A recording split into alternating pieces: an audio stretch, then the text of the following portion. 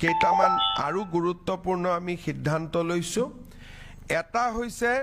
ধুবুৰী আৰু সাউথ সালমাৰা জিলাত আৰু লগতে অসমৰ চৰ অঞ্চলত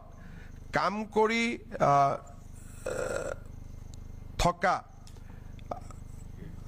যিখিনি আমাৰ ছোৱালী শিক্ষয়িত্ৰী আছে তেওঁলোকক আমি গৃহ জিলালৈকে ট্ৰান্সফাৰ কৰাৰ বা গৃহ জিলাৰ সমীপৰ এখন জিলালৈকে ট্ৰান্সফাৰ কৰাৰ কাৰণে আমি সিদ্ধান্ত লৈছো তাৰ মানে সাউথ সালমাৰা ধুবুৰী বা চৰ অঞ্চলত যিসকল ছোৱালী শিক্ষয়িত্ৰী কাম কৰি আছিলে 5 বছৰ চাকৰি সম্পূৰ্ণ হৈছে আফটাৰ আগতে আছিলে যে 10 বছৰ হ'ব লাগিব তাতো পোষ্ট থাকিব লাগিব আজি আমি সিদ্ধান্ত লৈছো যে আমি ধুবুৰী আৰু দক্ষিণ খালমাৰা জিলাত আৰু চৰ অঞ্চলত কাম কৰি থকা আৰু 5 বছৰ সম্পূৰ্ণ কৰা সকলো ছোৱালীক আমি গৃহ জিলা বা গৃহ জিলাৰ সমীপৰ যিকোনো এখন জিলালৈকে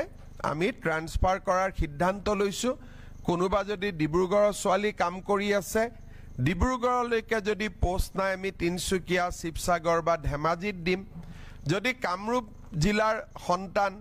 সাউথ সালমাৰাত কাম কৰি আছে আমি কামৰূপ জিলাত দিব নোৱাৰিলেও মৰিগাঁও নলবাৰী আমি ইয়াত দিয়াৰ কাৰণে চেষ্টা কৰিম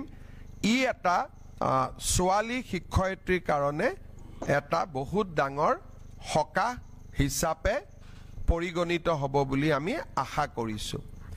ৰাজ্য চৰকাৰৰ কেবিনেটে আজি আৰু এটা সিদ্ধান্ত লৈছে কেইদিনমান আগতে আমি সৰ্বশিক্ষা অভিযানত কাম কৰি থকা আৰু 5 বছৰ পূৰ্ণ হোৱা শিক্ষকসকলক চৰকাৰী শিক্ষক হোৱাৰ সুবিধা দিছিলো কিন্তু 5 বছৰৰ অপচনটো থকা কাৰণে বহুবিলাক শিক্ষকে এই স্পেচিয়েল ৰিক্ৰুটমেন্ট ড্ৰাইভৰ সুবিধা ল'ব পৰা নাছিলে